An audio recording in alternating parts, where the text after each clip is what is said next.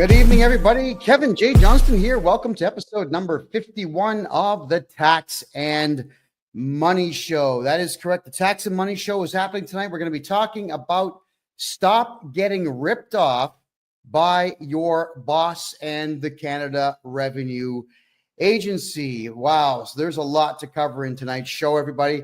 It's been an unbelievable time. I do apologize that we've had a few issues here with the PC not working properly, but I think we solved them all, and we're set to talk for the entire evening on some very serious problems. All right, I'm just going to come right out and say it. We have a serious issue in Canada, not just with the Canada Revenue Agency. We have a serious issue with a severe lack of manliness, a severe lack of masculinity. I'm gonna tell a story. All right, this has been going on for the last little bit now with a client of mine, and this client of mine is guy my age. I'm 53. This client of mine is just about the same age, and he is working for a company that he owns. That is correct. He owns his own business. The guy is a contractor. And as the contractor, he would be looking to purchase items from various locations and sell them to people. So what does that mean? When you're a contractor who installs floors for a living, you're probably going to go to a flooring supply depot. At least anybody who wants to make money would do it that way, because you're certainly not going to just make it up as you go along. You're going to go to the supply depot and you're going to buy what is what's needed. And in some cases, what you will be doing is working closely with the supplier. So let's just say, for argument's sake, I decide to go to Home Depot and buy carpet and then install it in someone's house and mark up the carpet, let's say 20, 30%, and then charge for my labor on that carpet. I'm going to make a couple of bucks. I am not working for Home Depot. If I went to Rona is the other big one in Canada, or Lowe's in the United States, if I went to any of those and bought carpet and installed it, I most certainly I would not be working for either one of those companies either. When you buy something from somebody, you don't work for that company. And if you choose to mark it up, that is entirely on you. You still don't work for the manufacturer of the carpet, and you don't work for the store that you bought it from. That's just how it is. And if, let's say, Home Depot or Aiken Heads or Rona or any of the other guys that are out there were to state that you do work for them, well, they're actually committing fraud, because money is going to be changing hands in some way, shape, or form if someone is lying and saying that you work for them when indeed you don't. What I mean by that is, if, let's just say, everybody watching this show right now, if I were to state that all of you were working for me and I was writing off your earnings as if you were working for me, I've got a tax benefit to that. And I am a liar, and I would be a fraudster, and I should be punished severely by the law if I'm going to be lying to everybody, the government and someone else, stating that you work for me when you really don't. All right, what I mean by that is, if I were to say that any of you watching the show right now worked for me, and I wrote down on my tax return that you worked for me, you're going to get taxed by the CRA, by the Canada Revenue Agency, and I get to write that off. But I'm writing off, it's pretty much a criminal act. And you're going to be paying the price for my insolence in stating that you work for me when you really don't. So whenever you buy something from anybody in Canada, you do not work for that company. You're simply a customer. You could also be known as a contractor. That is fine, but you still don't work for the store. Doesn't matter what you buy. You buy gum, you buy drugs, you buy Coca-Cola, you buy Pepsi, so we don't have preferences. You buy yourself a hamburger. You do not work for the retailer. You're a customer. Well, I have a client that came to me, again, my age, who is having some serious tax issues. Now, I've got permission to tell the story minus his name, but in this tax issue that he's having, we went through all of his files and the numbers didn't match up. Sometimes when we're doing taxes for people, we can't figure out why numbers don't line up. So we spend more time on it, a lot more time on it. And it gets a little frustrating sometimes because there are some tax returns that just don't make any sense at all. So we'll go through them and then a second time, and then I'll say to my CPA, well, could you check this out? Because it ain't jiving with me. I send it off to my accountant. She looks at it. She can't figure it out. So we have to assume that something is excessively and extremely wrong with that tax return, which is fine. This is what I sign up for. So when I tell you that you're paying a certain price to get your taxes done, I'm not going to up the price because it's harder work. That's not what I do. And I'm not complaining. This is not a complaint. I'm not saying it sucks to do extra work. I don't shy away from hard work.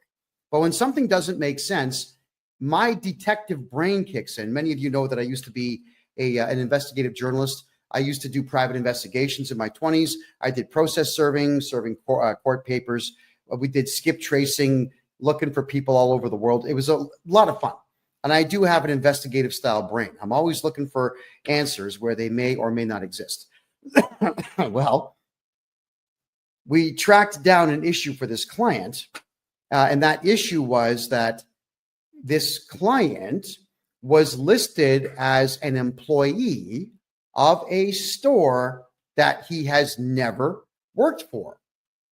And they had put down what are called a T4A. Now in Canada, not the United States, we're talking Canada now, when you are employed by somebody, at the end of the year, they're going to give you a T4 slip, which says, we are X company and John Smith works for us and John Smith made this and we deducted this much tax from John Smith and all the things that go with it. So that T4 slip is your employer snitching on you to the Canada Revenue Agency about how much money you have made. And when they do that, well, when you snitch on yourself, the only thing that the CRA is going to do is find some way to screw you and take your money. That's what they do. That's what these people, they're evil as hell. That's what they do. All right, let's go back to it now. The client in question has, for the last 8 years, gone to a place called Ritchie's, Ritchie. And for those who are watching here, I'm going to show you an image of it. This is the Ritchie's logo. They're out on the East Coast. They're in New Brunswick. And Ritchie's is a flooring supplier. That's what they do. They supply flooring. They have a lot of products in there. They're kind of like a Canadian Tire or who else would they be like? No, that's pretty much it. They would be like a Canadian Tire. For our American friends, a Canadian Tire is a place they usually have a mechanic shop and they have a whole bunch of mid-range, mid-grade stuff for sale. Sports gear, camping gear, stuff for your home and whatnot. It's all pretty mid-range. Well, that's what Ritchie's is. They've got a lot of mid-range stuff and they have some higher end stuff. This is another version of it here. And here's a couple of the clowns that run this place. My understanding of this Ritchie's store is with them functioning in first off, they're in St. John, New Brunswick on Rothsay Avenue. They're also in Moncton, New Brunswick on Plaza Avenue, and they're in Dartmouth, Nova Scotia. They got 3 locations. We're talking about the Moncton, New Brunswick store right now.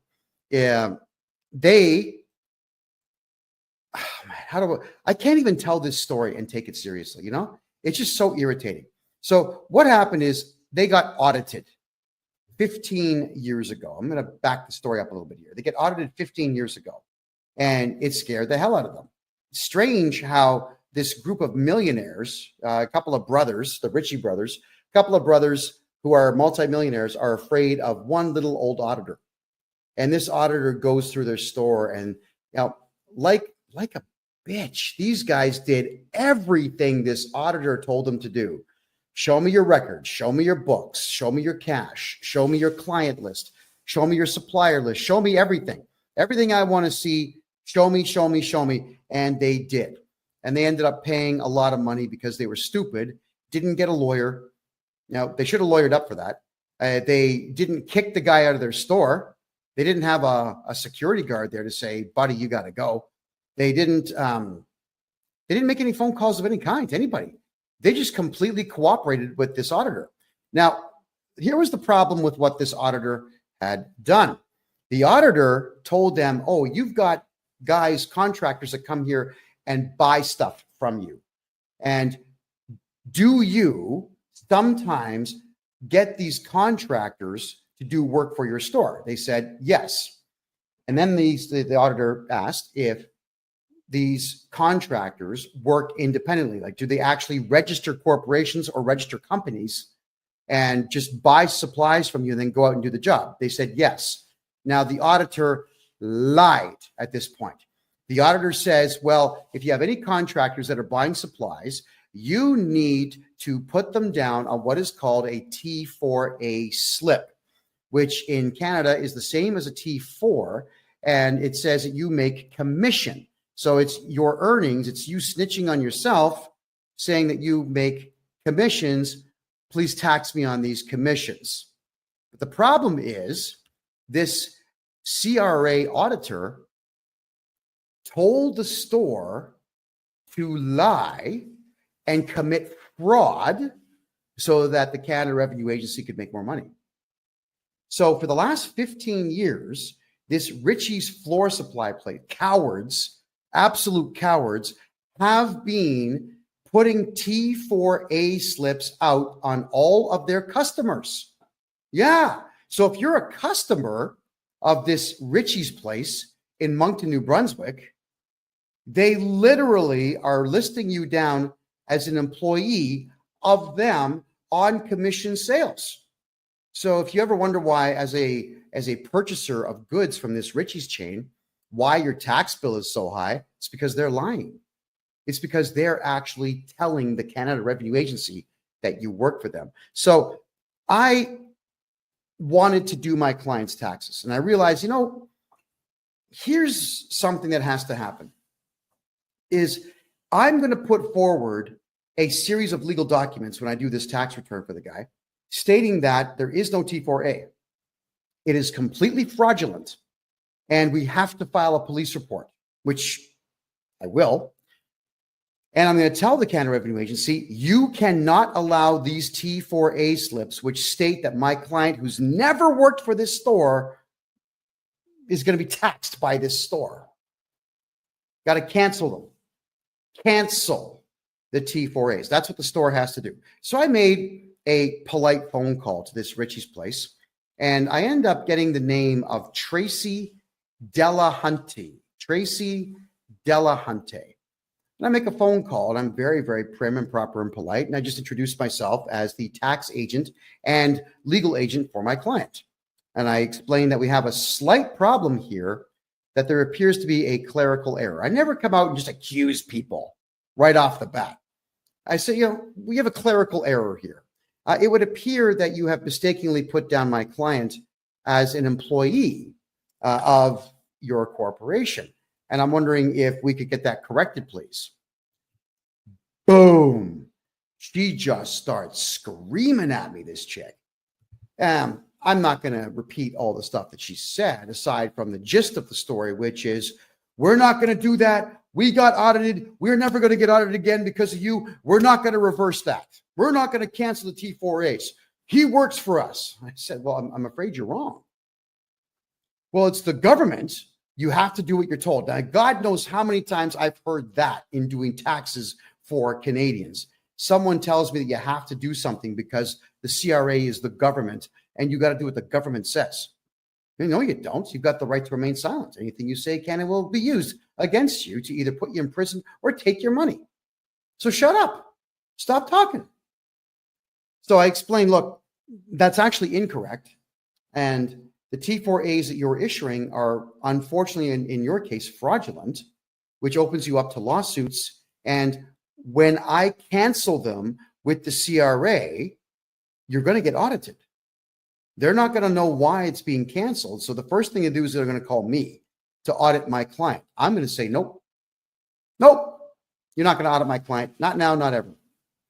So then they'll go to the store and they'll audit you and you've already cooperated with them before, you believe that you have to, so you're going to go through another audit. And when you've got a store that's equally as big as most Home Depots out there, the auditors will take their time. They'll spend weeks there.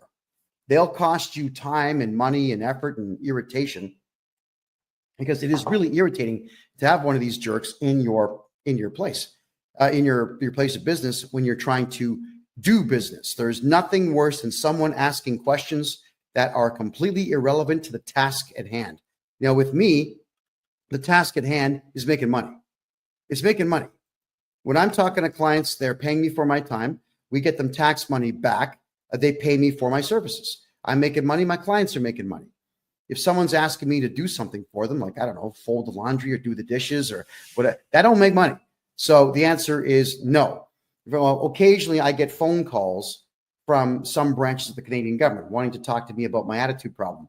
I say, look, guys, this ain't going to make me money. So no, I'm not spending time with any of you. Yeah, whenever the government of Canada calls me, I always tell them, it's guys, I charge $300 an hour for my time. So if you got a Visa or MasterCard, we're going to run that for you now, and then we can have a conversation, to which, of course, they always say no. So we want to make sure when you're a client of mine that you're never dealing with auditors. Well, this store is now going to have to deal with an auditor. She says to me on the phone that, look, honey, I've been doing this for 10 years. I know everything about taxes. That's what it sounds like. I said, well, if you've been doing taxes this way for 10 years, with all due respect, you've been doing them wrong. We put auditors in prison who harass my clients. That's how it works. No, you don't. Well, yeah, we do. I'm a private investigator by trade. I'm a tax expert here. We hunt them down. We file charges. We make sure it goes all the way through. At the same time, we cancel the audit. So you don't have to put up with an auditor in the future at all. In fact, I can help you keep these auditors away. But right now, my concern is my client. I'm being polite. My concern is my client. Could you please just cancel these T4A slips? He does not work for you. Then she pulls the same crap that every feminist out there always pulls when they are losing an argument or they have nothing further to add, but they still want to win. She says to me that, oh, you're just being too aggressive. You're too aggressive for me to talk to. I'm going to have to end this call. I said, no, you're being aggressive. I'm actually afraid of you, and I'm going to end this call. So I ended the call first. I always repeat back the words of feminists whenever they throw nonsense at me, which is exactly what she did. So you would figure at this particular point, I'm going to bypass the accountant for this company, and I'm going to call the multi-millionaire owner of the place, the Ritchie brothers. Supposedly they're men. Well, we know differently now. I call. I don't get through. I call again. And this secretary guy sounds like a teenager, poor guy. He's caught in the middle. But I could hear one of the Ritchie brothers in the background saying, no, I don't want to talk to him. You get rid of him. I don't want to talk to him. Dude, for real, it's your store. It's your company. Take the phone call. So I have to explain myself to this kid. I'm very polite. I said, please have the owners call me. The owner does not call me. The owner calls, ready for this, my client, to raise his voice to my client, to state that apparently I threatened this woman. Now, I've got it all recorded. I record every call I make, especially when I know I'm calling a potential feminist. All right, I protect myself huge with these things. And said that I threatened her and so on, and that I'm never to call their place again and so on. My client even said, look, don't call me. Kevin's my representative. Call him. But please, if you could, cancel the T4s. They won't do it. They won't do it. So I call back. And as I'm calling back, I'm getting the same runaround. So these millionaire supposed men, and let me put them on the screen for everybody to see. There we go again. These supposed men won't take a phone call from a guy on a phone. Now, it's not like I can shoot them through the phone. It's not like I'm going to stick my hand through the phone and wring their necks. It's just not how it works. All you got to do is just take a phone call and say, hey, hi, what's the beef? How can I help you? How can we help not cause any trouble for ourselves? let's figure this out. That's what men do. But we don't have men in Canada anymore. So instead, they get their lawyer to send me an email. Thinking, all right, so fine. The lawyer sends me an email and there's nothing in the email. Thinking, okay, I've got to say something here. So I write the following letter. Now, none of this is meant to be offensive to anybody. This is education. When all of you are getting screwed over by your employers doing foolish things like this, I'm showing you the process that I go through. So here's the letter, everybody. Urgent legal notice, action required to prevent a CRA audit to Adam Ritchie and Trevor Ritchie, the two millionaire supposed men running this company. Dear Adam and Trevor, my name is KevinJJohnston. I act as the legal agent and tax strategist for none of your business. I have been retained to oversee and resolve matters relating to my client's taxation and legal affairs. Upon reviewing my client's personal portfolio and taxation history, we are prepared to complete his tax filings within 2 days of resolving the current obstruction posed by T4 slips erroneously issued by your corporation. Polite, right? On January 27, 2025, I contacted Tracy Delhunty to request clarification on the existence of these T4A slips, which are obstructing my client's ability to file his personal taxes. During this conversation, Tracy volunteered unnecessary and inappropriate details regarding the inner workings of your corporation, which she did. Why is she telling me what's going on there? It's weird. Including past audits and fears of future audits, which she stated influenced her decision-making. She also incorrectly asserted that T4A cancellations were not permissible, demonstrating a fundamental misunderstanding of both bookkeeping and Canadian tax law. True story. Tracy further stated verbatim that it's the government and you have to do what they say. Now, if you've got someone like that working for you, fire them. They're useless. Suggesting a gross misrepresentation of the role and authority of the Canada Revenue Agency. For clarity, I will outline the relevant legal facts regarding the CRA.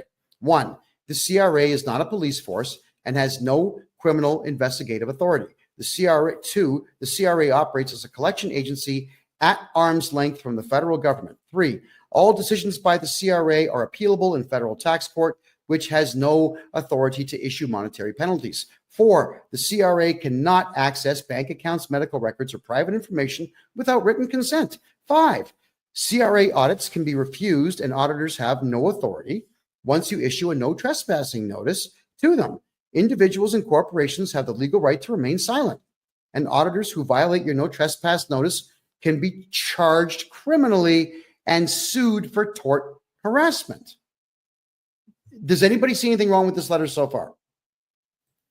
To continue it, by issuing T4A slips to my client, your corporation has falsely classified him as an employee when he is in fact a sole proprietor operating under his own federal and provincial tax numbers. There is no employment agreement, record of employment, or contractual relationship between my client and your corporation that would support the issuance of a T4A tax slip. This action constitutes a fraudulent misrepresentation of my client's status and creates legal and financial complications for him. To resolve this matter amicably, I propose. All right. This letter has gone to Ritchie's Flooring in Moncton, New Brunswick, for those who are curious about that.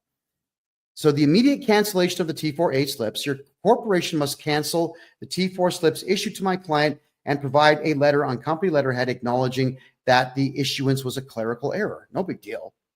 This letter will be submitted alongside my client's tax return to the CRA to rectify the situation. This corrective action is legal, straightforward, and cost-free. It's free. It doesn't cost anything to fix a tax clerical error in Canada. All right? Nothing. Alternative resolution. If you choose not to cooperate, I will proceed to revoke the T4A slips on behalf of my client by submitting the necessary documentation and legal arguments to the CRA. This action will include notifying the CRA of the fraudulent classification, which will result in an audit of your corporation. Should this occur, I will provide full testimony supported by evidence to ensure that my client's legal rights are upheld. Because you got to remember, I don't care about Richie's. They're not my client. I care about my client, the nice man that pays me to do this. Let me be clear. This is not a threat, but a statement of my client's legal rights and my professional responsibilities.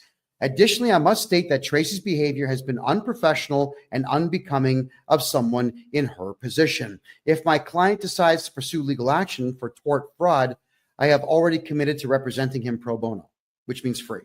And I will represent him free of charge, because this Tracy woman, she really got my back up. I mean, most of the time, the average person has no capacity to get on my nerves. But when you've got a hardcore fundamentalist, lunatic, feminist creep who wants to shout out that her 10 years of tax experience cooperating with the CRA somehow outdoes my 40 years of experience not cooperating with the CRA, well, yeah, my back's going to be up. But what got me the most with her conversation with me is when she pulled that crap, "You're too aggressive for me to talk to." I wish we were allowed to slap people that said that, because that is just the most crass thing that you can say to someone. You may as well just admit that you're a loser and you have no capacity to debate. Surrender at that point. So here we are talking about Richie's, who doesn't want to be talked about. And I'm just getting started, by the way. So I tell them it's in your best interest and the interest of the corporation to resolve this matter promptly and correctly. Please provide confirmation of the T4A cancellations and the requested letter by February 3rd, 2025 to avoid further complications. Signed, me. All right. So again, you figure that the men, the brothers, these two names here, you've got Adam and Trevor Ritchie, Ritchie's Flooring. You figure that at this particular point, they would have the temerity, maybe, or just the bravery to contact me. You just say, look, oh man, this guy sent us a legal letter. He's accusing us of fraud. You know, why don't we call him and try to iron this out? That's the first thing I do. I try to iron it out. There's always a way to get things like this ironed out, but no, they've got stupid pride. Why? Because these two millionaire brothers apparently are beta cucks and allowed this feminist bookkeeper that they have get them in trouble. They sided with her. Fine, they're allowed to, but I'm pointing out that they're still committing fraud, whether they have silly pride or not. All right. So then their lawyer emails me again. And in this email, he's pretty short and sweet, but here we go. His name is Mark. You'll love this one, everybody. It's Mark D. And the last name is Tector. Mark Detector. Are you kidding me? That's this lawyer's name. He says, I am legal counsel for Ritchie's, and I have been retained in relation to the above noted matter. That was the letter I sent in. I have your email and letter dated January 29, 2025. I am reviewing your letter with our client and I am obtaining obstructions. In the interim, do not contact my client and do not make any further disparaging and unfounded comments against them or their employees. Regards, Mark Detector, partner at Stewart McKelvey Lawyers and Advocates. Advocates? I think he spelled that word wrong. I think advocate. Doesn't advocate have a D in it? I think it does. They forgot the D in their logo. The phone number is 902-420-3358. And he's got a cell phone number of 902-402-0101. All of this is going to be on freedomreport.ca afterwards if anybody wants to see it. And it's going to be on my website, KevinJJohnston.me. And you can read all of this nonsense for yourselves. So the lawyer, he does the right thing. He represents his client, and he's telling me that he's representing his client. He's telling me not to contact the client. Now, that is actually proper procedure. When you hire a lawyer or a representative or an agent, the agent is the one who speaks on your behalf. No big deal. That's okay. But to tell me not to make disparaging comments. Are you kidding me? If there's a beta cuck coward fraudster out there, you're all going to know about it. I'm not going to lighten my language and say, yes, we have a couple of males out there who may have made an inadvertent mistake, and they may have pride from old world, and that's impeding their capacity to make the correct decision, and we should forgive them. No, absolutely not. They are beta cuck coward fraudsters who have allowed a fraudster to run their accounting department, and they are defrauding dozens upon dozens upon dozens of hardworking contractors who are just customers. All right. So my reply, dear Mark, I wasn't going to put Mark Detector on this letter. Thank you for your letter acknowledging my legal demand. To clarify, I have no interest in engaging in discussions with your clients. My sole request has been explicitly outlined in my previous correspondence, and I expect it to be addressed accordingly. Right? There you go. Regarding any statements I have made, whether private or public, I am fully prepared to enter into a non-disclosure agreement, which is called an NDA, with your client, prohibiting me from making any future public statements about them from the date of signature forward, contingent upon their full compliance with my lawful and reasonable request. I trust this matter will be handled expediently. My name. Okay, nothing to argue with there. So what I'm saying here is that you have a couple of beta cuck fraudsters running this store, interfering with the tax return capacity of me, and literally lying to the Canada Revenue Agency about people who work for you that don't. And I'm going to tell the world about it. But had the lawyer read this letter and told his clients, hey, you know what? This big mouth, this big mouth from Canada that never shuts his big mouth, who's on the front page of every newspaper in Canada, will shut his big mouth, everybody, if you just cancel the T4As. I mean, if I was the lawyer, I would tell him, look, don't be a friggin' idiot. Just cancel the T4s and we'll draft the NDA and shut this guy up. That's fair, right? Well, not in Canada. You see, Canadians are not as smart as Americans when it comes to this whole NDA thing. Canadians have stupid pride. They get their backs up over nothing. And they always say, no, I'm not going to do anything he wants. Okay, fine. So I'm going to tell the whole world how much your company and you suck. That's my right. And I'm also doing it as a warning to all of you out there to pay attention to what your employers and your suppliers are doing, because it can really affect you negatively. So he comes back with this really short letter. Mark Detector tells me, we have now had an opportunity to review this matter with our client. The claims in your letter are without merit. Well, which claims? The claim that your client sucks, or the fact that the Canada Revenue Agency has no power whatsoever to force somebody to break the law? I mean, which one is wrong according to you and your client? So telling me that something is baseless, that it bothers me, not because I'm getting my back up. Lawyers are losers. Almost all of them are losers in Canada. They're not smart enough to get my back up. But the point is, this lawyer should have made a proper presentation to his client and explained it. He didn't. He comes back with this really short, terse, ridiculous nonsense. And now my client still doesn't have an answer. Again, it's my client. I care about my client. I do not care about this Richie's flooring supply shop run by beta cucks. So I had to send him a letter. I send him another one. Now, it's a bit of a lengthier letter, but it was necessary to send this because I must do everything I can for my client before we involve auditors of the CRA to penalize his supplier. Good morning. To the lawyer, Mark Detector. Good morning. I'm not entirely sure if you're actually doing your job or just taking money from your client. However, since everything I say has merit and your client is openly refusing to undo the fraudulent reporting that they have done, I will go ahead and trigger an audit against Richie's with the CRA, which is what I'm going to do. It is exactly what I'm going to do. Now, you've never heard me say that I'm going to cooperate with the CRA in any way. I'm going to cooperate with the CRA on this one. At this point, your client is fraudulently laying claim that my client is a staff member so that they can, ready for this, so that they can engage in higher write-offs, which I am calling exactly what it is, tax fraud. I will go ahead and have the T4As canceled without your client's involvement.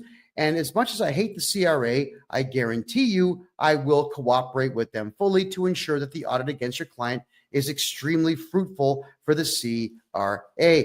You should pay attention to Proverbs. I wrote an amazing one as I grew up in a country whose main export is cowardice. When you make a decision based on fear, it is 100% wrong 100% of the time. Tell your client, thank you very much for their time, and please wish them the best of luck with the audit that is coming soon. Should your client come to their senses, I won't be doing anything until Thursday of next week. So that's this Thursday, this Thursday, because I have other work to do. I'm not going to give you a deadline of any kind because I know your client is not smart enough to understand what a deadline really means. And thus you can count on this being our last communication unless you would like to talk your client into some sense and have them reverse their fraudulent way of doing business for my client only. All right? I don't care about the rest because they're not my clients. Also, without a court order registered in Bogota, Colombia, and Panama City, Panama, in those regions' proper courts, I will not be keeping my mouth shut. In fact, I plan to use your client as a case study in stupidity and an example as to why, when adults have fear, they fail. Letting you know in advance, I will ignore every Canadian court order that you get. Sincerely, me. Now, lawyers don't like it when you speak like this to them. So what does the lawyer do? He sends me a stupid letter. Here it is. Oh, not this one. It's this one. Please, mark detector again. Please see my earlier emails. Your allegations are without merit. My client reserves its rights in relation to any actions or defamatory statements you may make. First off, that's grammatically incorrect. My client reserves their rights. There you go. Not its, their. Okay, so I don't make defamatory statements. I use funny language to tell the truth. I can come right out and say, Richie's does not do business properly. That's not funny. But the millionaires who run Richie's Flooring Supply in Moncton, New Brunswick in Canada are a couple of beta cuck fraudsters who are absolutely gutless and will not take accountability for their illegal activity, and nor will they even pick up the phone when a gorgeous hunk of man looking like this makes a phone call to them to simply have them spend 5 minutes fixing a problem. My God, these guys at Richie's, this is their store one more time, right? I'm trying to understand how these guys got rich. And then I did some reading into the company, and they didn't do it. The brothers didn't do it. Their father did it. So these rich losers just got daddy's money when he died, and they're going to run this place into the ground because all they're doing is committing fraud. And they have a lawyer who's not doing his job. You know, your lawyer should really give you hell. When you're doing something stupid, it is your lawyer's job to say, look, yeah, I'm representing you, and you're this close to violating the law, so don't do it. Right? He's got to give you hell. Do you know, in Canada, whenever I would say something publicly, I would go to my lawyer and I would ask him, like, look at the script that I want to discuss tonight. Is there any chance that the Canadian government will hit me with a hate speech charge if I say any of this? And if he says there's even a 1% chance, I don't do it. I've got a lawyer on retainer so I can ask these questions and make sure that everything is going to be copacetic. Yeah. And when my lawyer says don't do something, yeah, all right, okay, I'm not going to do it. because I pay him to watch my back in the legal arena. That is his job. He does his job well so that I can do my job well, right? So let's continue here. With me getting such a short reply from this guy, there's the reply again. I thought, you know what? Obviously, these negotiations have completely broken down. They are not going to comply. So I'm going to go ahead and report fraud to the local authorities, and I'm going to report fraud to the Canada Revenue Agency, an institution I hate, an institution I never cooperate with at all. But because these people got my back up just a little bit, congratulations to them, I'm going to make sure that it happens. And if I need to be on the phone with the auditor, explaining everything to the auditor about these people, I am going to do so. It'll be the only time the CRA ever gets my cooperation. So I wrote a letter. Now, this one is less professional than most of the stuff I write. By my own admission, it's actually quite snarky. It was designed to be irritating because this lawyer is essentially saying, we're going to sue you for defamation if you tell the truth about our client, which I don't care about at all. There we go. So I say, dear lawyer, and I put the words without prejudice at the top of this letter, because in Canada, when you have the words without prejudice on a letter, it cannot be used as evidence in court because it's part of your negotiation to try to get to a settlement before court. That's what without prejudice means, everybody. All right, so I'm hoping that that legal term there makes sense. And by the way, nothing that I'm saying is legal advice. I am not a licensed lawyer. I'm just really good at legal documentation, and I'm really good in the courts because I've studied this stuff for 4 decades now. I hate it, but I know it. Well, actually, I shouldn't say I hate it because I like winning. I do like winning. I just hate the entire court system. But here we go. Dear lawyer, my allegations are fact. Let your client know that I will be helping others that they are double dipping on fight them in court if they choose to go the route of litigation. I will file a defense on any litigation your client files. I will not settle out of court. Should I lose, I will appeal. This will be as public as I can make it, and it will be very expensive for them. As I have studied law for 40 years, I have no legal fees. I'll be representing myself.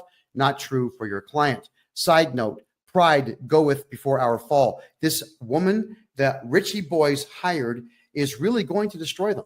Let them know that they should not act on her feelings because I won't be letting this one go. I'm going to use this case as an example of how not to behave in the accounting world and how to avoid eventually meeting me. That dumb working for them is dangerous as she is really stupid but believes herself to be a genius. She should be flipping burgers, not stealing from the CRA. I am not an unreasonable man. So this stupid shit ends upon cancellation of the illegally claimed T4As and possibly T5 forms for my client and my client only. When this is done, simply email me with Richie canceled in the subject line, and I will never need to communicate with you again. I will fix my client's taxes and move on. Let the Richie boys know that this can be solved with less than 30 minutes of effort, and that it will please me greatly to have this done right away.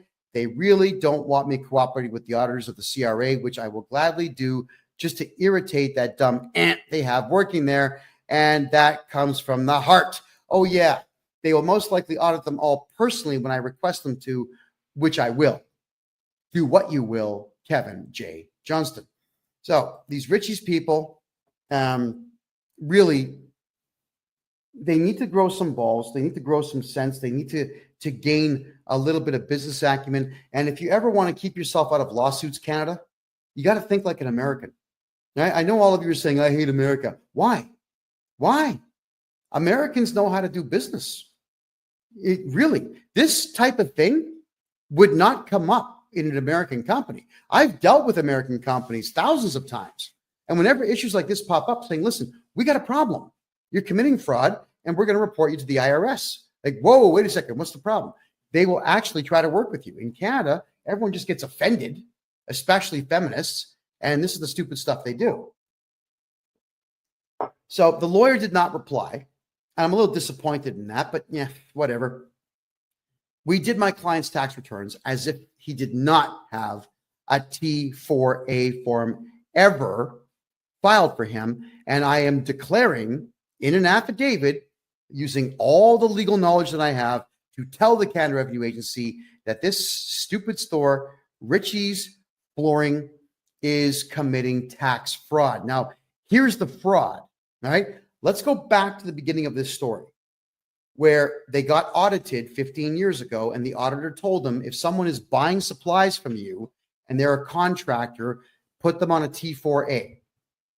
So the auditor told this store to break the law, and the store that did not get any legal advice has decided to break the law for 15 straight years by committing tax fraud times God knows how many people buy their supplies.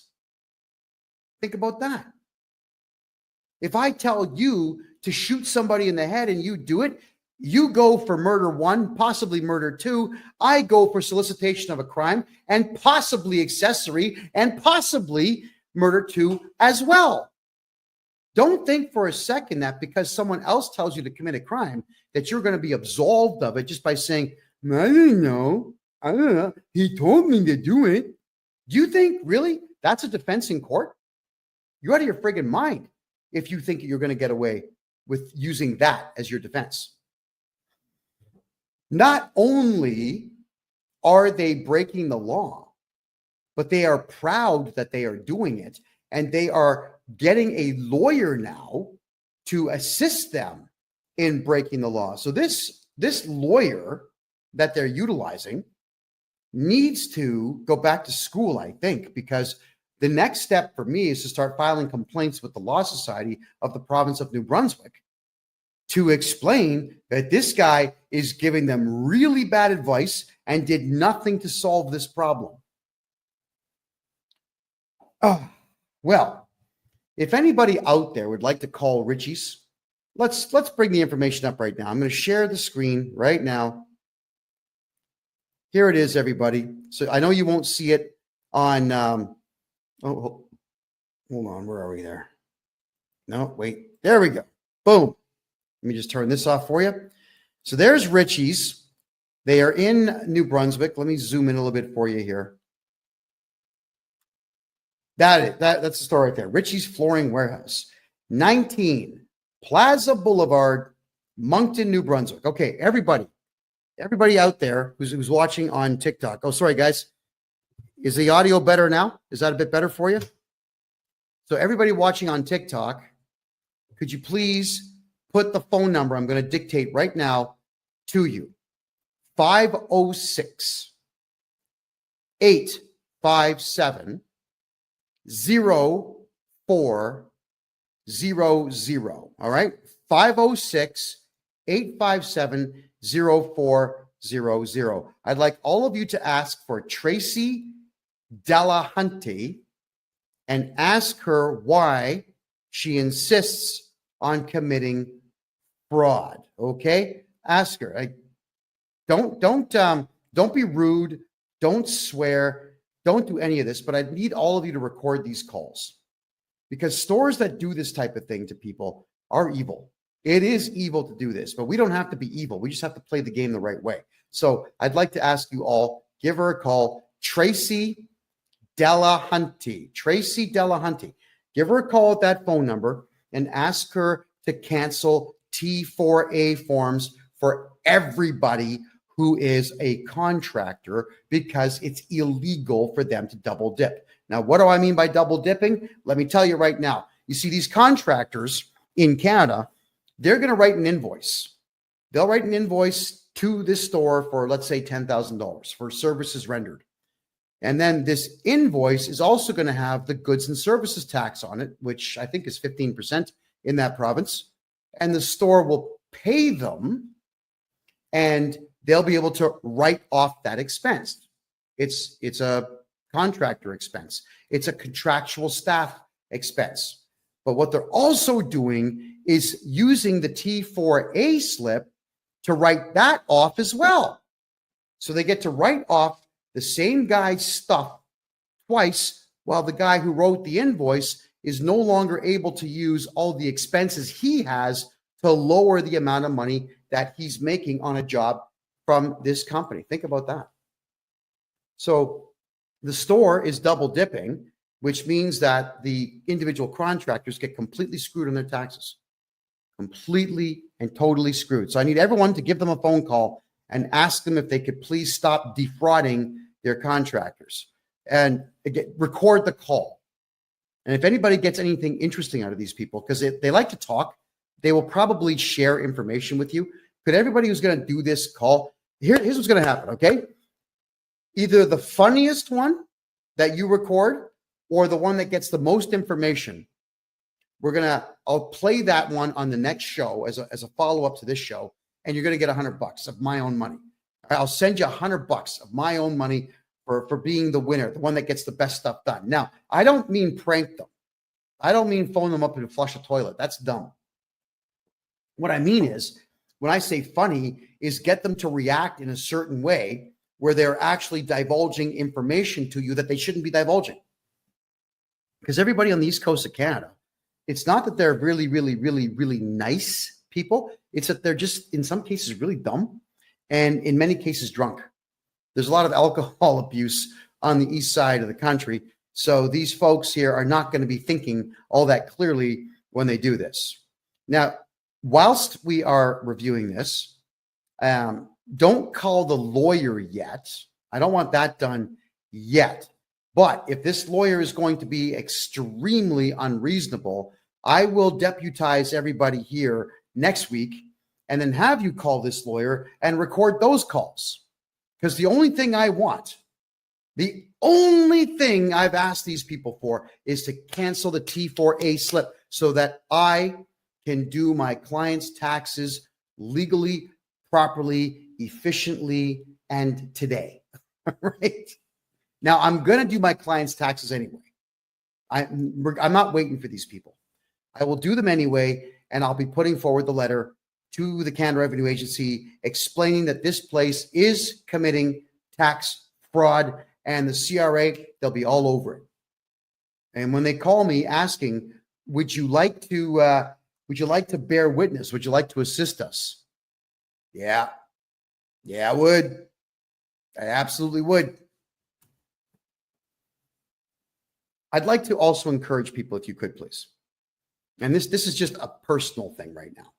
And I'm going to be taking questions very shortly, everybody. So save your questions for about 15 minutes from now. But I don't have very many pet peeves. I really don't care what people do. It's none of my business. But something that I cannot stand is bad manners when bad manners are not necessary. You don't need to be flipping off at the gums rudely for no purpose whatsoever. You don't need to be walking around with your head held high saying, I know everything, so I'm going to give you a difficult time because I think I'm a genius. That pretentious belittling of people it's vile. It's extremely vile. And it is something that during my journalism days, I would not say a word about it except for continuing to put the microphone in people's faces during interviewing them. Because the more angry they got and the ruder they got, the funnier it was on YouTube and Rumble and all the other websites out there. It was good content for me to upset someone by just asking questions. But you see, I'm not a journalist anymore. And there's absolutely no reward whatsoever for me tolerating bad manners. And I won't. So if you're rude in my condo or my office or my car, I'm going to turf you. Just get out. We're done. If you're going to be rude on the phone or rude in a live video chat, I tolerate it if you're a client because you're paying me to listen to your rudeness, but I'm not going to tolerate it if I'm not being rewarded for it. And this group of excessively rude individuals running this store need to be punished. That's it. You know, Richie's, the whole, oh man, these people. Richie's Flooring Warehouse is what it's called in Moncton, New Brunswick. Again, there's the contact info, 19 Plaza Boulevard in Moncton, New Brunswick. You can call the two brothers there, Trevor and who? Adam and Trevor. Ask for them, or you can ask for Tracy Delahunty, the excessively rude individual that started this entire fight.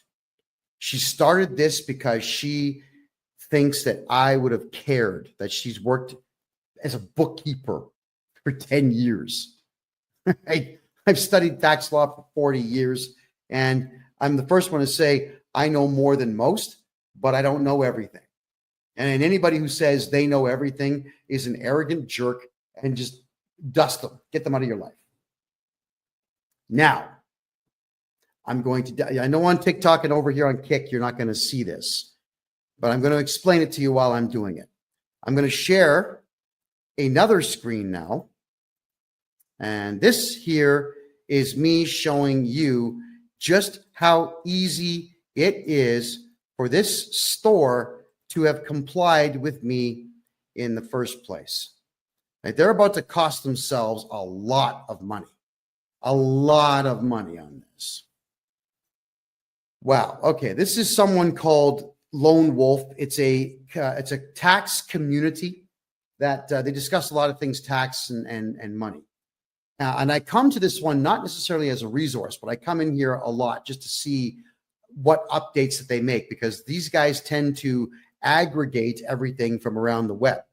So T4 slips in Canada is what we get at the end of the year from our employers. The T4 slip will say how much money we've made.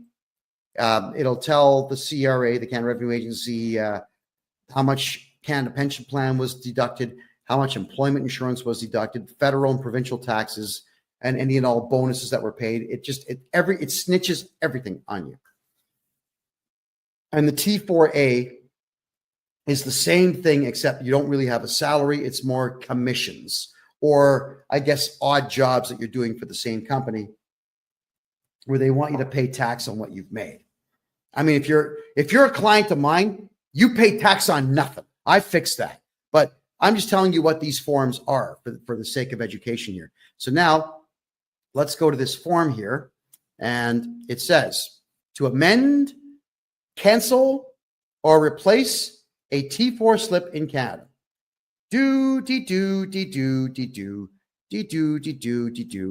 Cancel a T4. Detailed steps. I click on it. So if you're preparing a T4 and you have any tax software at all that interfaces directly with the Canada Revenue Agency, you go to the top right corner where it says amend. You can click on the original, amended, or you can cancel it. You use this mouse and you cancel it. That's it. And then look at that, everyone. It'll actually say canceled on the T4. That's not even 5 minutes. That's 30 seconds. That's all it takes to cancel a T4 or a T4A. And I cannot believe that these crazy fools over at Richie's Flooring want to commit fraud and tell me how difficult it's going to be for them to cancel these T4As that they are illegally imposing upon people who don't even work for them. There's this merry band of losers. I really hope that this cost them customers. Thanks, Joseph, for the hat. I appreciate that. I hope this cost them a lot of customers, because you just can't do this. All right. Maybe what we should do is talk freely now about one of the many reasons why I left Canada. For my American friends watching this show, I'm a Canadian citizen, born in Toronto, raised right next door in the city of Mississauga, which back in the 80s was a phenomenal place, and I wouldn't give you $5 for the entire city now. It's a dump. It is a dump. All right. I left Canada because you really cannot get anything going in Canada. It's very difficult to do business there. The taxes are out of control, unless you know me. The other problem, though, is Canadian arrogance. It's unprecedented everywhere in the world except for one other country out there, and that would be France. French people and Canadian people are arrogant to the nines. They think they know everything, and they act like they do, and they cannot wait to tell you how offensive they find you. You know, that doesn't make money. It's like Canadians are afraid to make money. Yeah. I swallow my pride when there's money on the table. Yeah. When I'm not sure you guys ever saw that show. It's called Hardcore Pawn. It was that guy Les with the slick back. He's bald here. He's got slick back hair. Him and his son and his daughter run a pawn shop. I think the place is probably closed now. But in Detroit, cameras would follow crazy people going into this pawn shop, and it's just nuts the way people would behave. But this guy, Les, I loved him on the show because he always told the truth. Hey, I see money on the table. You've got my interest. I want to make a deal. And I'm the same way. There's money on the table. I want to make a deal. Oh, what's that? You're asking me to fix a clerical error so that I don't have to spend $30,000 on a lawyer? Sir, have a seat. Let me get you a cup of coffee and let's fix this clerical error. And we get it fixed. And we shake hands. And I walk him out the front door politely. Why do I want to get my back up? If I'm going to get my back up, I'm not going to make money. Right? But if I keep calm and cool and collected, I will make money. Now, one thing that Canadians suck at more than anybody in the world is customer service. Customer service is absolutely the biggest key thing. I got an incredible speech from Rob Ford. Rob Ford is the former mayor of Toronto, the big guy that he had drug problems. I mean, he admitted to smoking crack because, like, physically his body was very ill. And his maniac brother, Doug Ford, is now the premier of the province of Ontario. But Rob Ford, he gave me a big speech about customer service. And he understood it well. And the way he explained it to me was it was genius. He handed me a business card. He says, I'm the mayor of Toronto. Here's my home phone number. Okay, thank you. People would call him wanting to get something done. So he would go through every message. He had a Rolodex. He showed me all this. He had a Rolodex where he would put everybody's name in and write down the problem. He would call the appropriate people, send the city staff member out to get it fixed. He would call the person back and say, did the pothole get filled? Did your fence post get replaced? Is the electricity back on? This is what this guy would do. That's customer service. And he's a politician teaching the world about how important customer service is. It is important. Return emails, even if you don't have an answer. Make phone calls, even if you don't have an answer.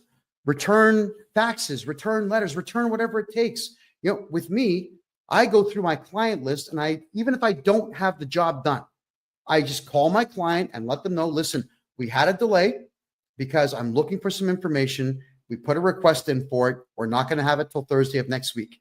I'll be picking up your file Friday of next week. Is that okay? Just people want to know that everything's going to be okay. And if you are a good customer service person who actually cares about their customers, you're going to do just fine. Serve that shit out of your clients. Serve the hell out of them, because if you don't serve your customers, someone else will. The Americans get into business to make money. They are there. They're pounding the pavement. They want to make cash. With Americans, it's a complete revolution of goods. Get the goods in the store, get the goods on the shelf, put the sale price on, get them out the door, make the money, replace everything tomorrow. Canadians are, and the boxes are here. I'll do it tomorrow. Some customers in the store right now. But that's the way Canadians are. And when you're like that, you're going to lose. Just like this Richie's place is losing. And I'm going to make sure that they lose a lot, because that feminist stunt that was pulled on me, that really got inside. I don't dig that one bit. You're too aggressive for me to talk to you. Don't ever say that to me. That is the wrongest thing to say when we are in the middle of exchanging information, and all I'm asking for is for you to do one thing that's free, that will alleviate you of stress and me of stress. Just freaking do it. Don't argue with me, because here I am telling the whole world how horrible this Richie's flooring place really is. And I'm using them as an example for all Canadians out there to understand that you cannot let people like this walk all over you. You can't. So contractors, if you're a contractor in Canada and you do any contract work at all, nobody legally can give you a T4 slip or a T4A slip saying that you work for them when you do not work for them. So if you need to, you sue them. Sue them. It's tort fraud. All right. You can ask for money for that. You can ask for additional money called punitive damages to punish them. And you can even say, Your Honor, I'd like you to charge this person with fraud. Now, you probably won't get that one, but you'll get some money. So you got to pay attention to what's going on out there, everyone. No matter what, because we are in really awful economic times, especially in Canada, because the world is a mess, because most countries in the Western world have got massive amounts of unfettered immigration, bringing in the worst of the worst from around the world who have completely destroyed our culture and our way of life and so on. I get it. Everybody's stressed out. But instead of rising to the occasion, everyone's just fighting with each other.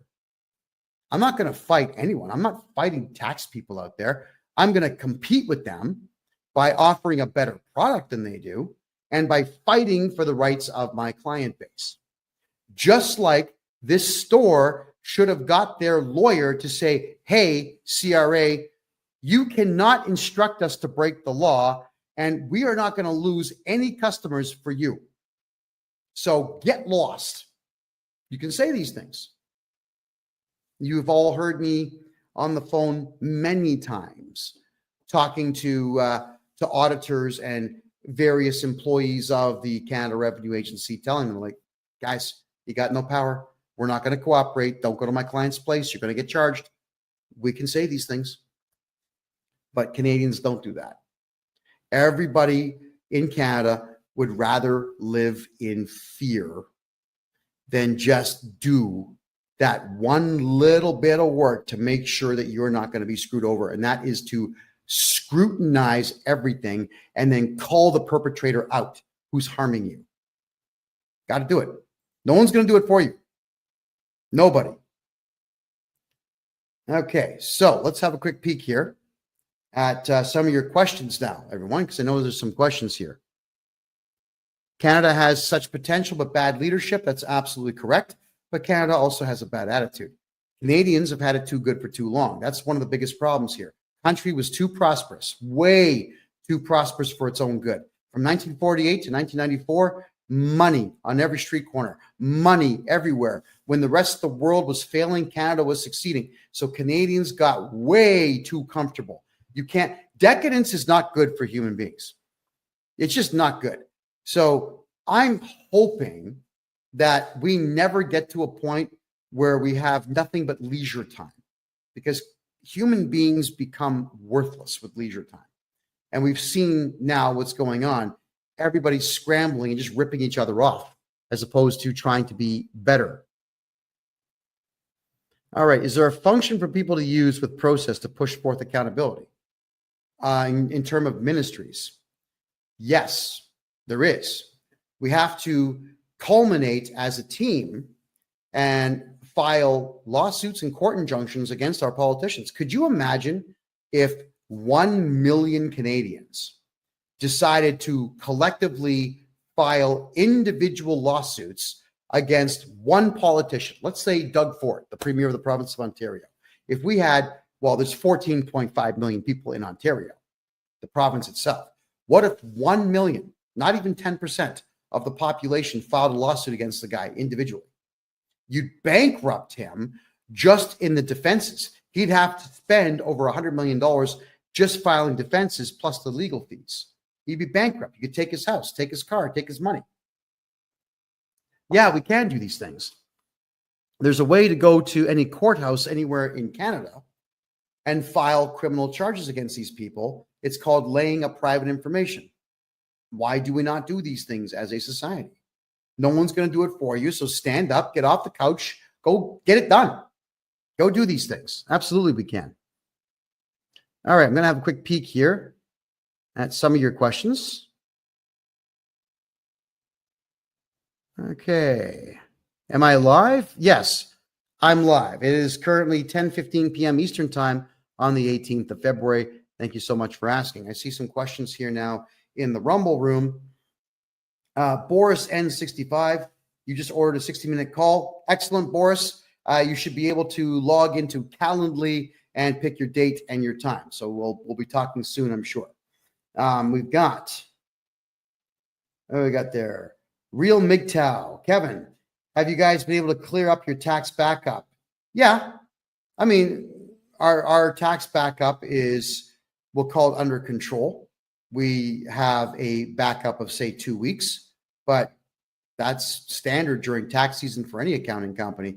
We developed a brand new software package that's going to blow your mind, everybody. Imagine this. Well, actually, let's just work with the real numbers.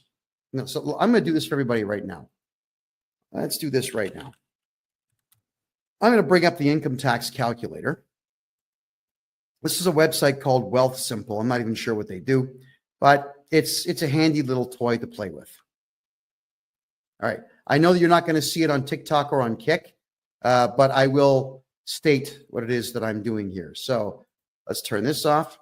If you have a look here in the province of Ontario, if you make $100,000 a year, the federal tax is $14,000. The provincial tax is $6,986. Canada Pension Plan and EI, which is employment insurance, ends up being $5,105. So on 100K, you're losing $26,136. Now, what bothers me about this is when a corporation is filing taxes, what they've got to do is they have to take the CPP, the Canada Pension Plan, and the employment insurance, and they have to match that. That's right. So for every employee that you have making 100K, you have to match the Canada Pension Plan 100%, and you have to match the employment insurance by 140%. Wow. So the rough number, if you look at it right now, the rough number is going to be about $5,800 per person per year that you have to spend for nothing. It's infuriating is what it is, because the Canada Pension Plan is going to be empty by 2032. And EI, I don't know if any of you have ever tried to get employment insurance, but I can assure you, you're not getting it. So why are you paying into it? Oh, yeah, so that third world invaders can get money for free to the tune of $5,000 a month. No, thank you. Not interested. So what we do now is we've got a payroll company in place, and the payroll company, we charge no fee for this. And I mean no fee whatsoever. We're going to do your payroll for you. So let's say your pay cycle is absolutely every week. On Wednesday, what you'll do is you'll jump on our website and you'll put in, like, you'll have drop-down boxes, John Smith, Steve, Richard, Paul, all these people in there. You put down what they made. It'll work out the CPP. It'll work out the EI. It'll work out the provincial and the federal tax. And it will tell you how much to pay us so that we can pay your staff member. All right? But you don't pay the matching on the CPP and the EI. You don't give it to us. We will pay your staff what they are owed, and then we will issue T4 and T4A statements at the end of the year to your staff member. And here's the other cool part. Your staff no longer work for you in this business model. They work for my company.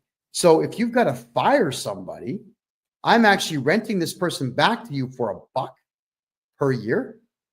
You can say, hey, Kev, or how about this one? Kevy, baby, looking good today. Listen, that guy, John Smith, that is currently on payroll, get rid of him. We want him fired. Okay, good. I make a phone call. John, listen, I hate being the bearer of bad tidings, but you got to go.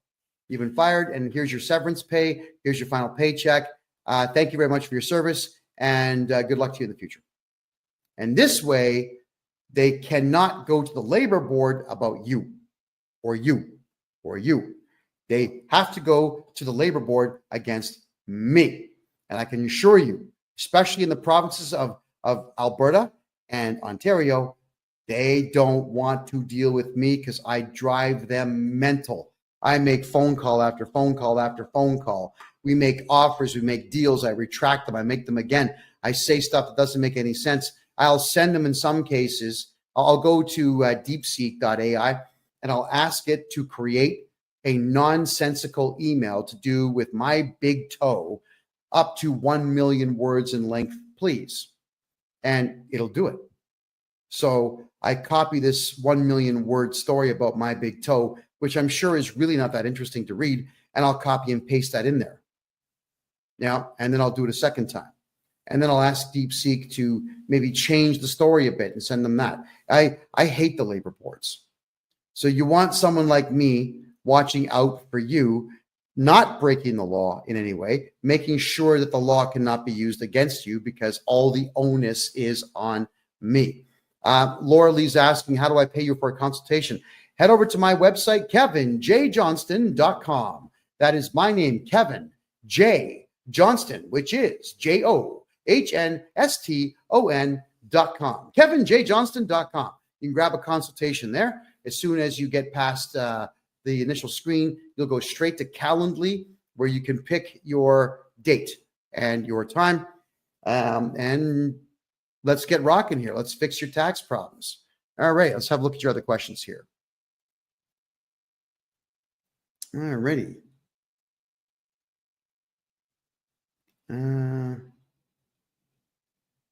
All right, guys, I don't really want to get into politics. All right, so for everyone who's asking me about politics, I'm staying out of it. I did my last political show on the first Tuesday of 2025. I don't care anymore. I had a lot of fun. I did a political podcast for 7 straight years. And we cost a lot of politicians a lot of money.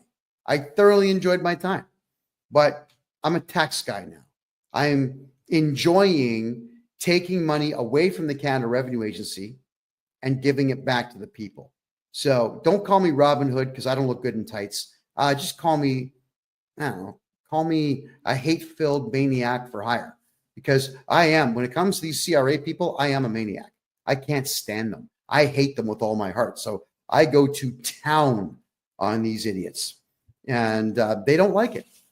And they typically back down because they have absolutely nothing that they can do to stop me from doing what I do best, and that's irritating people. And my mother always used to tell me, son, you could irritate Jesus. Now, and when I said thank you with a big smile on my face, that was not the response she thought she was going to get. But that is a compliment, and it is extremely true. What's the best province in Canada for business? Suppose it's like, well, what are you doing? If it's prostitution, it's British Columbia. If it's drugs, it's Quebec.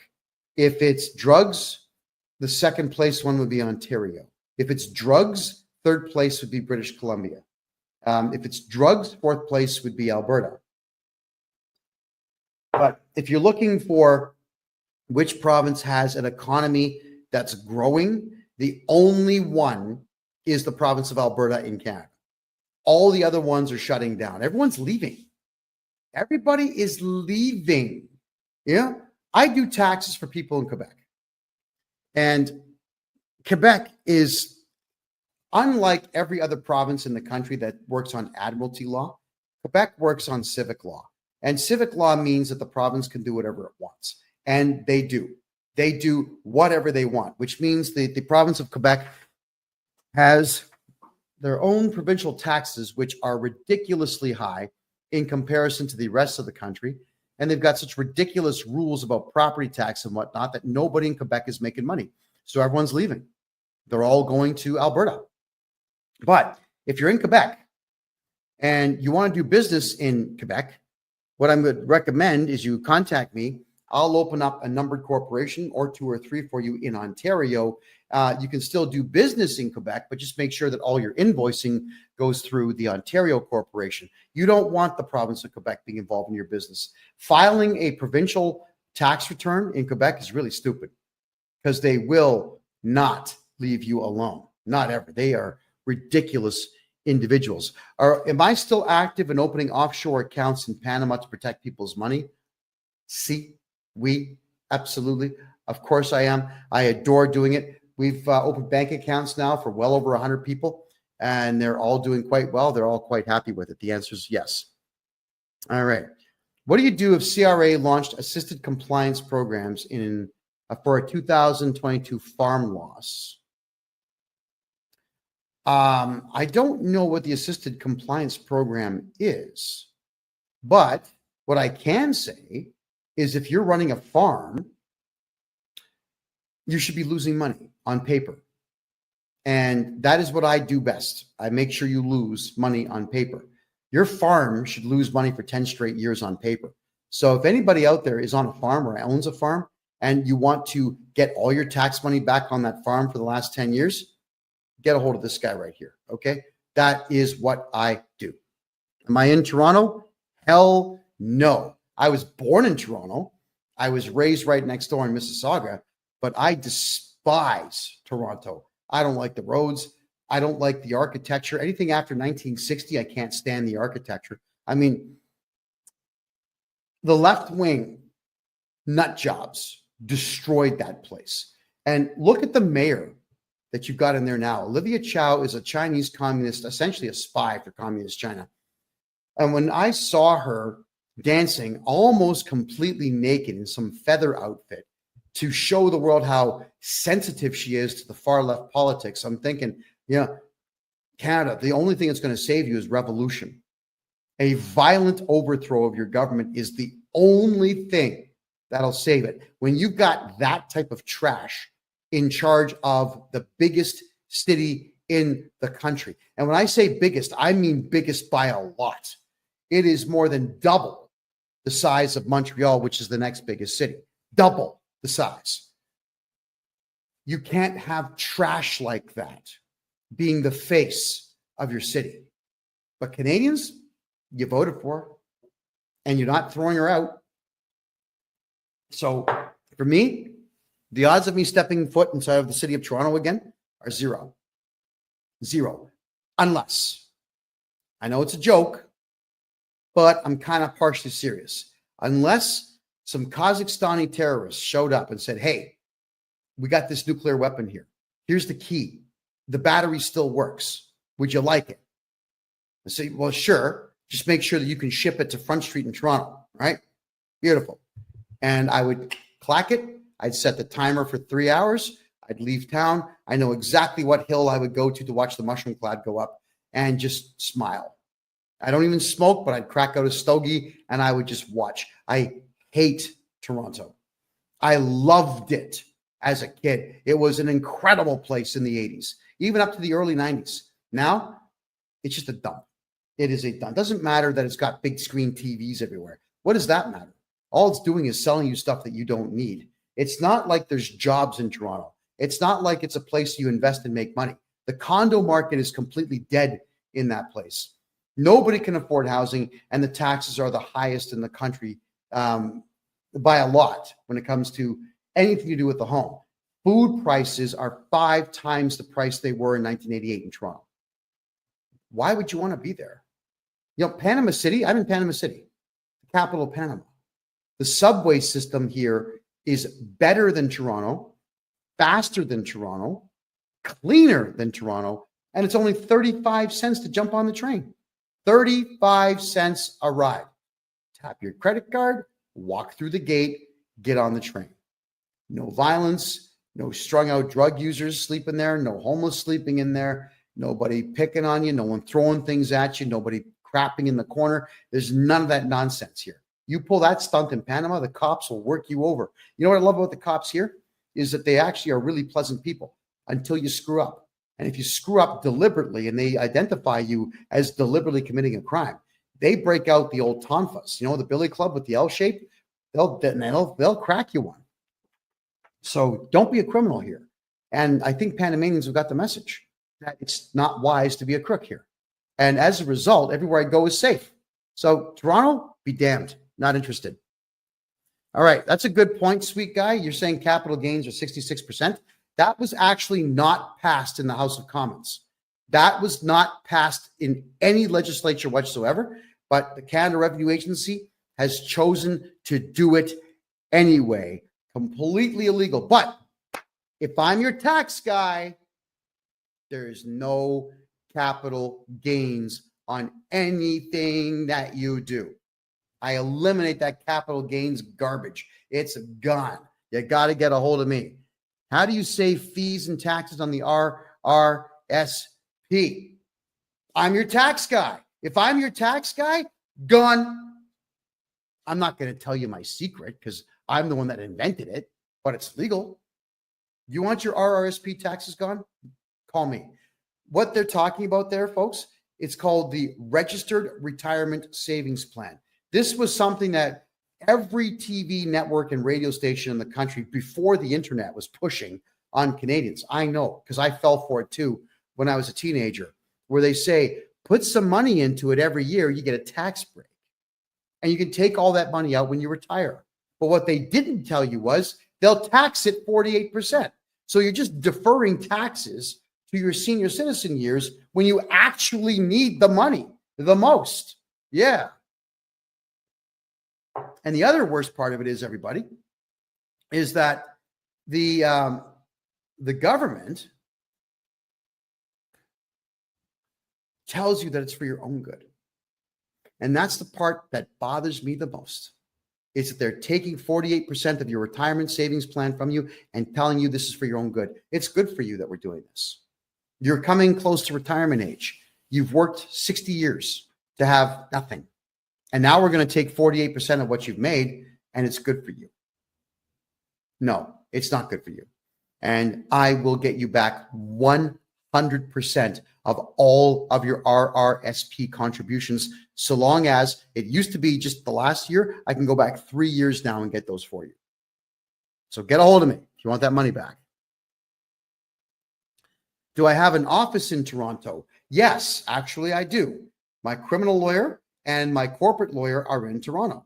So if you need to drop something off at one of my offices there, let me know. But I don't come to Toronto. God, man, no. Oh, God, I hate that city. No, you won't see me there. You'll see me in places like Seattle, Calgary, Bogota, Panama City, Mexico City, Cancun.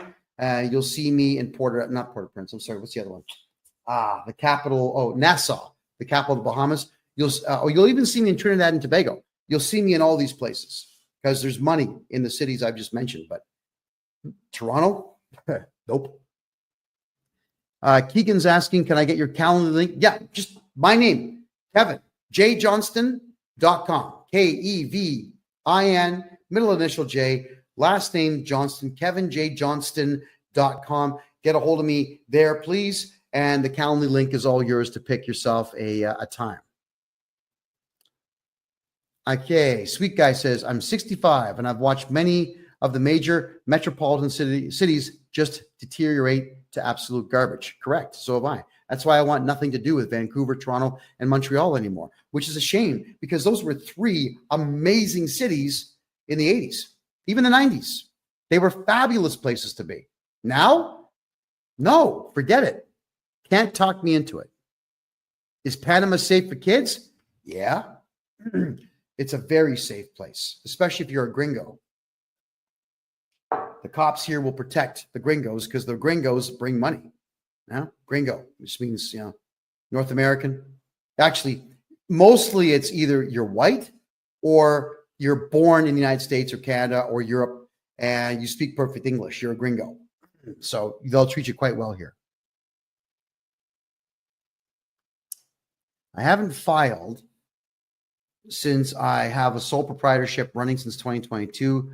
Carbon collection notice. All right. Sole proprietorships, you should never have those things, but I can fix the taxes and we got to get you into a numbered corporation so that we can avoid that craziness in the future. What if you just pulled the RRSP out and they took the tax off the top? Well, that's what Janelle, that's what they do. It doesn't matter who you hold your RRSP, your lifts, your RIFs, or your GICs with. They always take the taxes and just give it to the CRA, whether you want them to or not. They just do it. When you ask why, because it's the government. You have to do it. That's how they sound. So that's why I'll get you back everything on the RSP, but it will be in the following tax season. So it won't be today.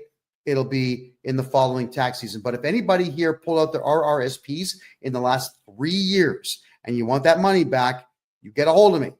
I'll get it all back for you. Every penny. If I cash in Bitcoin, do I have to pay capital gains on money I got by mining? Okay, Dale, the whole point of crypto is that nobody knows you have it.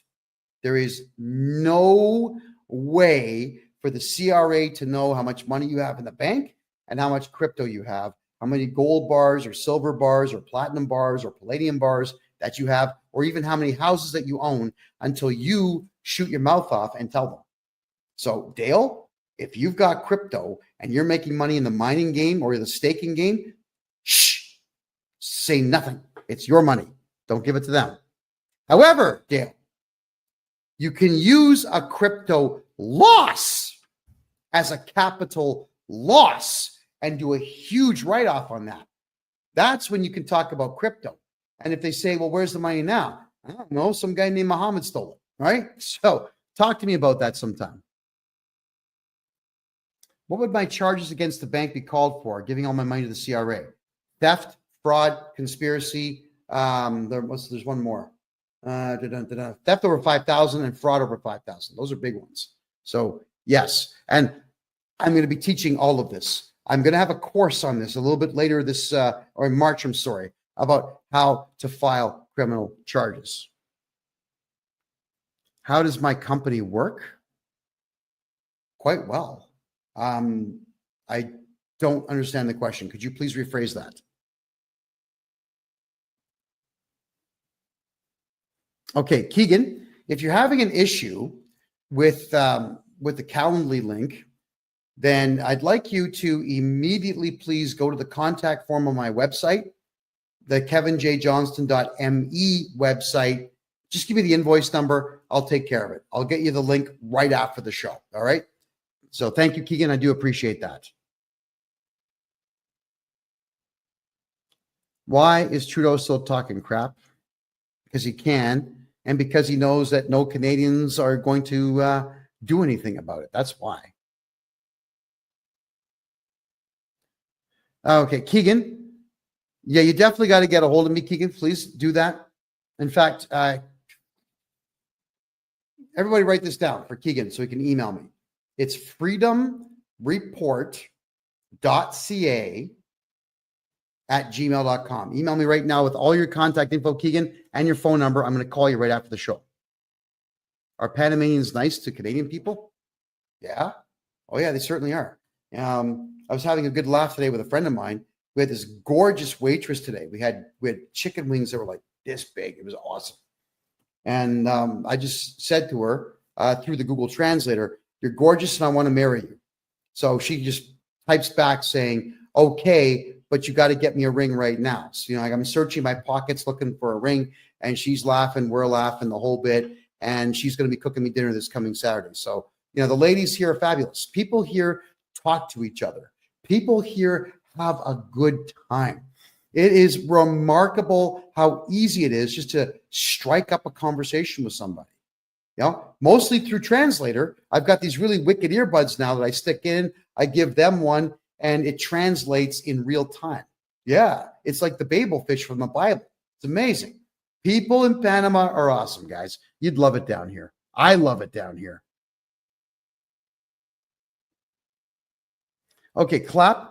If you're talking about the banks breaching fiduciary duties and breach of trust, that's not a crime. That's civil. You can sue them for that. So you certainly can do so. And you should. What should I do? The bank account has been frozen by the CRA for the last 3 months. Mr. Fix-It, I have to redo your taxes for the last 10 years, get your tax balance to zero for you, and they have no choice but to unlock the account. That's the only way. You can appeal and fight in court, but it's ridiculous. Let me just redo your taxes. Get her done. There we go. And KD, you're saying pay your debt?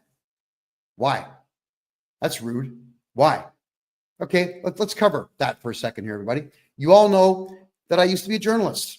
And you all know that I've been to 3 major war zones during my journalism period. You all know that I went to the Myanmarian war zone and I went into Bangladesh. I had to go with armed soldiers. We had to carry machine guns, knives, grenades. I went into a war zone so dangerous that the soldiers told me through a translator that if you see 4 or fewer attackers, throw the grenade at them. 5 or more, hold it to your head and let it go off, because if they catch you, they will cut everything off of you and feed it to you. That's how gross these terror groups were. And the Canadian government is funding all that nonsense. As gross as it is, I'll just tell you the truth here, because I, to this day, cannot get the images out of my head. 2018 is when I was in that war zone. That's 7 years ago. 7 years ago, and I still remember all the dead bodies that I saw in the fields. Dead children, dead women, dead babies, slaughtered with knives that the Canadian government's paying for with CRA's money. Don't you ever come on my channel and tell someone to pay their CRA debt. Don't ever do that again. You're gone if you do. Do not pay the CRA anything. The Canada Revenue Agency right now is going out of its way to make sure that terror groups around the world have more than enough money to slaughter innocent people everywhere. I'm the only one that went to that war zone. The only one. There was not a single journalist that went to the Myanmarian war zone. They're not brave enough to do it. I was there. I saw this. I filmed this stuff. There was a court order put on me by the Canadian government saying that I could not release that footage. Well, guess what? I brought that footage with me here to Panama, and there's nothing stopping me from releasing it. In fact, I'm testifying against the Canadian government in Bogota, Colombia this September, and we're going to play all that footage. I'm not going to watch it. Look at this. Look at this. When you see that stuff, it never leaves. And I know that my country of origin is the one paying for death all over Asia and all over Africa and all over the Middle East.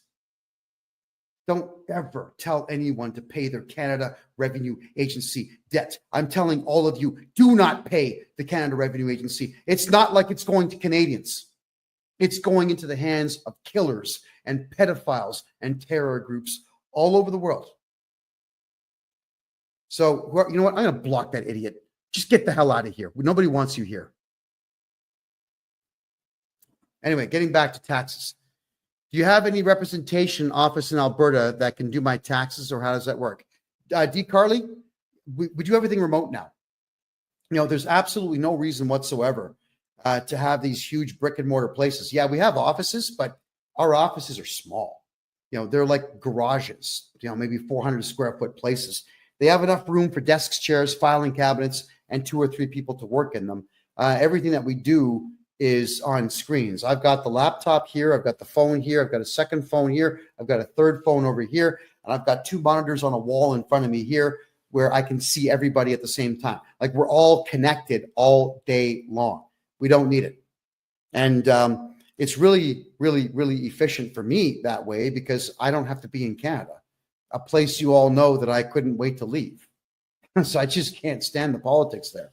With me being in Panama, I am calm, I'm cool, I'm collected, I'm healthy, better diet. Look how clean my skin is just by eating food. There's no drugs in my system at all. I don't need all kinds of makeup and whatnot to keep this expression going. It's a matter of good food.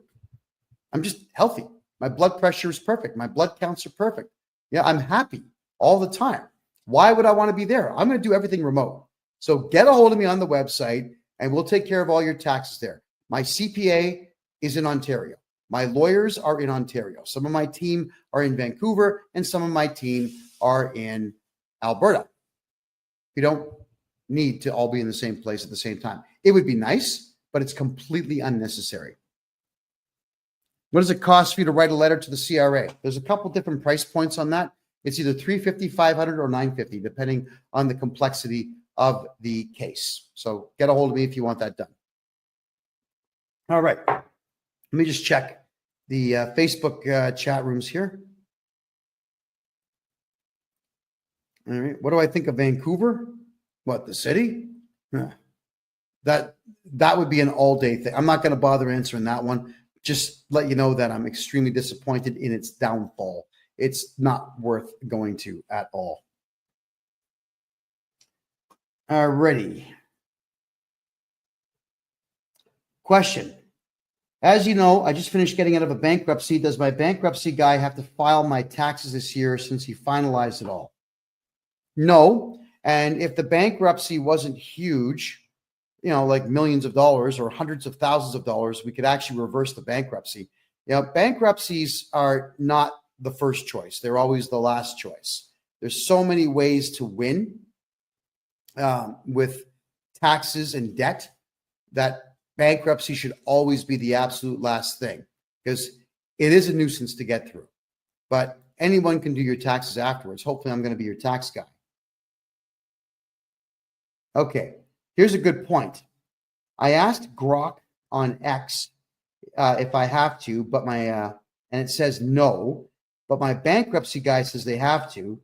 I signed their document that says they would do it. Okay.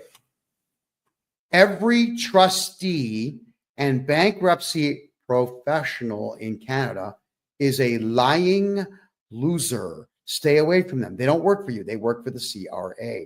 So it's a bad idea for anybody to get involved with these people. Just don't do it. And as for consumer proposals, bad idea. Why? Because it doesn't improve your credit rating and you still owe the money. The idea of doing something like this is not to owe money. But in a consumer proposal, you still owe the money. You're still stressed out. No, you don't do consumer proposals at all. They're a scam. They're a total scam. Absolutely total scam. What is the Smith maneuver? Something that doesn't work as well as you think it does. And that would be an extremely elongated thing to talk about here. It's not something that I can answer even in the last 10 minutes that we have here. Do I do living trusts? Yes. Here's the way that we do it. On the low level here, you have numbered corporations. Corporation A owns your house, holding company. Corporation B has all your funding in it. Corporation C, cars and property. Corporation D, do business in that corporation. And all those corporations should be held under this one here, which is going to be your umbrella corporation. And then the umbrella corporation is owned by the family trust. So it has to filter down. And when you build a family trust, start with the corporations at the bottom, then move them into the umbrella corp. Then we move everything into the family trust. You can do it the opposite way, but it's a lot more work. There's far too much prep work to get that done. It's better to just do it piece by piece by piece. All right. What should you do besides a consumer proposal? Well, if it's taxes, hire me and I'll get your tax bill to zero. If it's credit cards, we can always negotiate a better price for them. Or if it's credit cards, knowing that you can't do prison time, and if you don't care about the credit card ever being useful again, you can simply just walk away from it if you like. There's nothing stopping you from doing so. Consumer proposals means that your credit cards will no longer work, your lines of credit are no longer accessible, and you still owe the money. It's positively worthless to do one. The trustees get paid by the government when you do a consumer proposal. So stay the hell away from those people. They're crooks. Do you have courses or classes we can take to learn how to set up and run corporations if we wanted to do business that way? Petra, yes. Starting March, the last Wednesday of every March at 8 p.m. Eastern time, all year long, which is going to be 5 p.m. Pacific time and something like 7 p.m. Eastern time, Atlantic time. It's going to be right in the middle so everyone can be there for it. It's going to be a membership fee of $25 a month where you can come in and learn this stuff. It's going to be a private closed circuit meeting where everybody's on Zoom. You listen to what I say for an hour, and then we have a discussion, questions. That's how we're going to be doing it. Also, we're looking into the law right now. Right? I've got a meeting at the lottery head office, the Lotteria office here in Panama, to find out if it's legal for me to give away money to Canadians and Americans from Panama. We think it is, and the 3 people I've spoken to at the Lottery Corporation here in Panama say it is, but we got to make sure. Because if it is, everybody who joins up for that $25 per month fee is going to get a chance to win cash. All right, we're going to start giving away cash on this show come September. So we have big plans for what we're doing here. That my good fortune is your good fortune. I'm having a blast doing what I'm doing in the tax realm here for Canadians and for some American folks as well. So we're going to give back by giving away a bit of dough. Here we go. Can I assist you in British Columbia? I can assist you everywhere. It's just that Quebec is excessively difficult in some cases. There are some things in Quebec I can't fix because Quebec is a messed up place. But everywhere else, 100% yes. Am I able to set up a trust for crypto assets and capital gains? Yes, but you still should not be talking about crypto anyway. If you've got it, shh. So long as you shh forever, they don't know you have it. And if they call you and say, well, we're going to audit you, you call me and I get rid of the auditor and I ban them from communicating with you ever again. And if they do communicate with you, we charge them criminally. Just if you have crypto and gold and silver and stocks and bonds and debentures, and if you've got dividends coming in from investments all over the world, just shut up about them. Stop talking about what you have and you're going to be fine. All right. Keep it. It's yours. The CRA didn't earn it. You did. All righty. Next. All right. So Petra, yeah, you'd love Panama. This place is absolutely remarkable. I'm excessively happy here. D. Carly says, my wife received CERB in 2019, didn't do our taxes for 4 years. Now we've got huge penalties. Okay, D. Carly, I'll just redo your taxes for those 4 years. The reason that they put penalties on is because you didn't do your taxes, and they know that if they just guess and throw a big number at you, that's going to be your incentive to get your taxes done. So let me do your taxes, and I'll get your tax bill to zero, because that's what I do. If we need to cash out crypto, what do we do with it? Take the money and run. Shh, quiet. Don't say a word. How do you think the CRA is going to know you cashed out crypto? Do you think that they are looking at everybody's crypto accounts? Do you think that the Canada Revenue Agency even understands what crypto is and how it works? They're idiots. They hired 30,000 diversity, equity, and inclusion losers from crappy third world countries with intelligence quotients of less than 75. These people know nothing. Keep your crypto and keep quiet about it. Okay, just checking here. Thank you. How soon could you set up a consultation with me? Right now. Just go in and buy one right now, and Calendly will kick in and tell you what dates I've got available. My name, KevinJJohnston.com. There you go. Bobster, even if the exchanges tell the CRA about it, if I'm your tax guy, they're not going to do anything about it.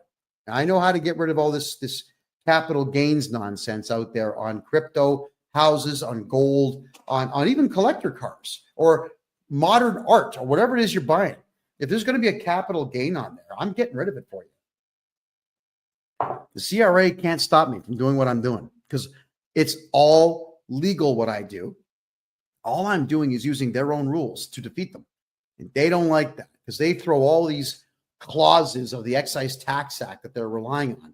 So I throw back 3 times the number, all of them that suit me. You know, too bad. So sad. I need to hire you permanently for my personal taxes. How do I get in touch? Bobster, my personal website. Yeah, don't communicate with me on social media, please. I don't have time. But I've got a video that's just about to break 400,000 views on TikTok. And this video has something crazy like 950 comments on it. At least it did this morning when I checked it out. I haven't read a single comment. I don't even know what's there. I don't have time to go through social media. So hit me on my website, please, KevinJJohnston.me. That one's got the contact form for you, and you can simply communicate with me there. I'll get back to you as quickly as I possibly can. If I buy my house, am I going to have to pay capital gains? Not if I'm your tax guy. Absolutely not. There's no such thing as capital gains if this guy is your tax guy. Alrighty.